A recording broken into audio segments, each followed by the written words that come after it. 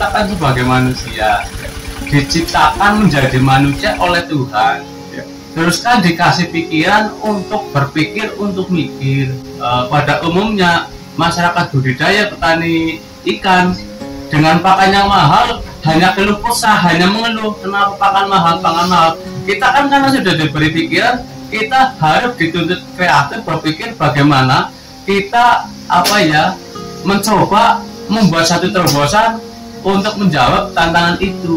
Sebagai contoh saya sendiri, kita mencoba membuat pakan sendiri, alhamdulillah bisa ketemu ada penekanan di produksinya di situ. Ikan itu hidup di dalam air, bagaimana kita bisa manajemen air yang bahasa ilmiah berikannya itu adalah aquaculture, bukan pisciculture. Ini budidaya air, bukan budidaya ikan. Kalau airnya itu kualitas sehat, pasti otomatis ikannya sehat. Ya sejarahnya kan gini Mas, dulu harga pakan ya hampir 2 tahun di sini lah yang harganya itu selalu naik, padahal harga ikan relatif berjalan di tempat. Maka kalau dipaksakan kita tidak memeras otak, tidak kreatif, akhirnya kita hanya beli pakan, hasilnya seberapa sih karena udah terlalu mahal. Maka kita coba mencari bahan, terus kita cetak. Alhamdulillah, dengan sebagai contoh saja, kalau pada pabrik yang protein 30% itu kan udah minimal 12.000. Dengan kami mencoba membuat pakan mandiri dengan protein 30%, ya paling maksimal 8.000. Alhamdulillah kita bisa menekan angka biaya produksi pada akhirnya. Walaupun toh karena pelet pabrikan kan memang bagus karena dia alatnya sudah canggih, tapi kan ya sangat sederhana lah karena mesinnya juga vertikal jadi masih tenggelam. Tapi kenapa kita tidak ada alasan tenggelam atau apung? Karena kita orang bisnis, orang usaha. Apapun bentuknya walaupun jelek tapi intinya menguntungkan, kenapa tidak ini di situ? Kami alhamdulillah pakai satu adalah tepung ikan, terus dari Polar, ada bungkil kopra, ada bungkil kedelai, terus ada dari jagung, ada dari dedak padi. Antara itu, ya itu tergantung kan ada rumusan nutrisi kita mau mencari membuat protein berapa. Yaitu saya asumsinya hitungan nutrisi protein adalah 30 lah, minimal 30%. Ya, alhamdulillah kita terus sampai jadi plus minus 8.000. Yang seharusnya kalau beli pabrikan 12.000 lah. Asumsi hitungan 30 up lah, 3,2 lah, 32an. Tepung ikannya per kita membuat sebenarnya itu kan pakai rumusan, jadi kita mau membuat protein berapa, kita pakai rumusan. Kalau secara sekolah itu kan ada yang pakai metode kuadrat, tapi karena kita nggak sekolah faknya ilmu perikanan, kami secara otodidak ngitung-ngitung sendiri, ketemu rumusan itu kilogram bahan dibagi jumlah kilogram bahan kali protein, tentunya di situ. Jadi sebagai contoh, ditemukan 40%, terus dibagi 100 kali protein 50, temunya kan 15,3. Itu proteinnya persen. Terus bungil kelapa katakanlah 30 kg. Ini membuat per 100 kilo. 30 bagi 100 kali protein kan 45. Temunya 10,3. Terus dedak padi 35 kilo bagi 100 kali 12, proteinnya temunya 3,2. Terus kedelai 12,5 kg, rumusnya dibagi 100 kali 42, ketemunya kan 2,5. Terus Polar 12,5 bagi 100 terus kali 16, 1,5. jadi jumlahnya 100, temunya 32 sekian persen proteinnya. Ya. Tapi kuncinya adalah kan kita harus punya rumusan. Ya, itu hanya sebagai contoh saja. Ya prosesnya paling enggak semuanya ditepung, usahakan tepung itu halus. Sebagai contoh tepung ikannya tepung, jagung tepung, pokoknya bahan udah menjadi tepung. Kemudian langkah-langkahnya adalah untuk kita mau membuat protein berapa sih, kita kan ada rumusannya. Baru dicampur. Setelah campur baru kita dikasih air, namun air itu dikasih probiotik dan molase.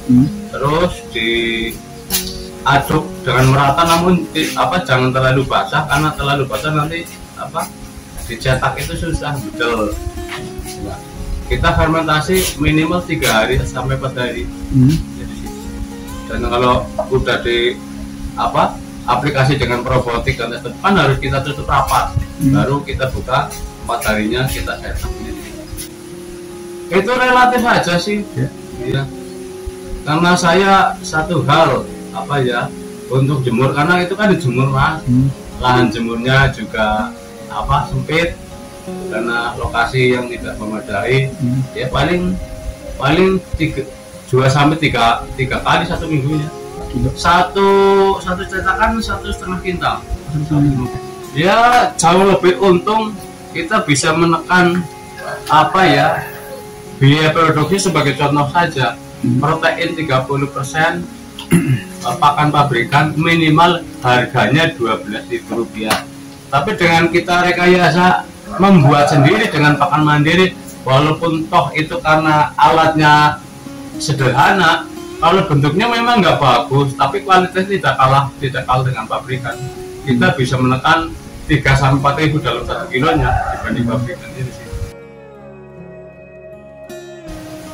Ikan nila 2010-an. Ya sebelum itu kita kan udah melakukan budidaya segala macam jenis ikan. Ternyata pada waktu itu banyak kendala dan kita mencoba nila. Kok pada akhirnya nila itu malah ketemu. Karena apa?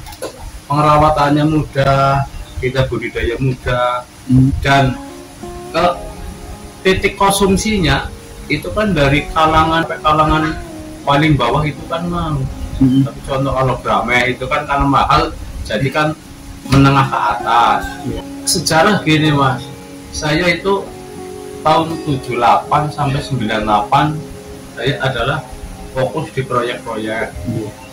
Tapi 98 kita memutuskan ingin berhenti. Dan setelah berhenti kita kan bingung mau ngapain. Kita menjadi fokus di budidaya ikan. Ya asal usulnya ya 1-2 lah.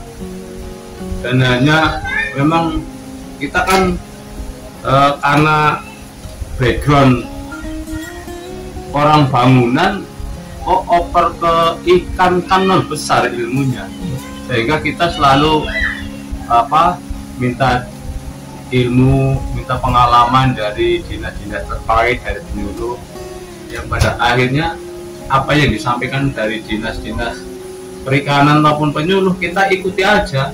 Ya alhamdulillah waktu demi waktu ketemu. Ya alhamdulillah dengan itu berjalannya waktu kita selalu dimotivasi oleh dinas, oleh penyuluh dan dinas-dinas terkait sampai tahun 2014 alhamdulillah diikut sertakan lomba UPR unit pembinaan rakyat nila tingkat provinsi. Alhamdulillah juara 1. Hanya memang komoditasnya karena kita dari melihara induk, jadi dari induk, dari pemenian, pedederan dan sebagian sudah terpenuhi syarat. Kalau produksi ikan kami punya induk nila itu 1 paket. Terus yang 1 paket adalah dari Nirwana 3. Itu kalau 1 siklus 1 paket kan jantan 100, betina 300. Ya alhamdulillah di rata-rata 1 siklus kurang lebih 2 minggu sampai 3 minggu ya masuk minimal 250.000 ekor benih. Ya. itu satu paket. Siklusnya ya kurang lebih 2 minggu sampai 3 minggu. Kunci suksesnya ya sekarang kita kan eranya era teknologi. Jadi paling tidak satu adalah yaitu kembali lagi dari benihnya atau bibitnya yang berkualitas sesuai dengan perkembangan teknologi sekarang. Sebagai contoh, saya induknya kan karena mengikuti konsep pemerintah, kita selalu memakai jenis unggul, yaitu adalah minimal ada surat keterangan asalnya induk. Yang kedua, pakan untuk menuju ikan itu sehat dan cepat gede dan hasil produksinya itu berkualitas. Kita hanya mengandalkan probiotik yang membuat sendiri itu, Mas. Jadi banyak hal lah untuk menanggulangi penyakit dan ikannya sehat dan cepat gede, yang pada akhirnya bisa ada penekanan dia produksi. Yang tidak kalah pentingnya, kalau ikan, segala jenis ikan pakan diaplikasi dengan probiotik, nanti hasil konsumsinya itu lebih berkualitas. Sebagai contoh, ikannya tidak berbau amis, rasa ikan lebih gurih, dan digoreng dagingnya tidak menyusut. Ya prinsip-prinsipnya kita harus serius lah. Ya intinya kapan sih ikan itu waktunya makan, sebenarnya kita harus ikuti. Tidak boleh katakanlah semuanya sendiri. Dengan minimal kita ngasih makan 2 kali satu hari. Syukur kita bisa sampai 3 kali, tapi minimal 2 kali sehari. Ini di situ. Terus kualitas air harus kita perhatikan. Ya, pada umumnya orang budidaya ikan kan ikannya baru pada sakit, terus mau pada mati, baru berpikir ikannya kenapa. Sebenarnya ikan itu hidup di dalam air. Bagaimana kita bisa manajemen air, yang bahasa ilmiah berikannya itu adalah aquaculture, bukan pisciculture. Ini budidaya air, bukan budidaya ikan. Kalau airnya itu kualitas sehat, pasti otomatis ikannya sehat. Ini di situ. Kendala yang dialami sebenarnya, jadi untuk budidaya ini lakunya untuk pembesaran, kita terkendala oleh debit air sebenarnya. Maka kita karena tidak bisa memadai debit airnya, sehingga kita untuk pembesaran kita rekayasa dengan kincir atau blower. Karena kuncinya pembesaran ini adalah yang satu adalah bibit atau benih yang berkualitas, pakan yang berkualitas, terus oksigen larut yang memadai dia. Ya penyakit di sini ada. Kadang paling penyakit nilai itu kan paling kena hitam itu badannya. Antisipasinya ya paling kita kan sudah mempunyai sebuah produk, itu namanya probiotik. Jadi kita untuk meningkatkan kualitas pakan dan untuk meningkatkan kualitas dari ternak ikan, kita pakannya diaplikasi dengan probiotik yang membuat sendiri. Karena kita supaya nggak repot, karena pakannya membuat sendiri, di bahan itu tak fermentasi dulu kurang lebih 4 hari baru dicetak. Jadi udah jadi balak, kita tinggal ngasih makan. Harapan kami mudah-mudahan saya khususnya untuk diri pribadi mengajak kepada teman-teman senasib sepenanggungan sebagai komunitas pelaku budidaya perikanan, kita untuk menanggulangi tantangan istilahnya pakan selalu mahal dan sebagainya. Kita harus menerapkan sedikit dengan sentuhan teknologi, otomatis untuk menuju keuntungan kita lebih besar jadi sih.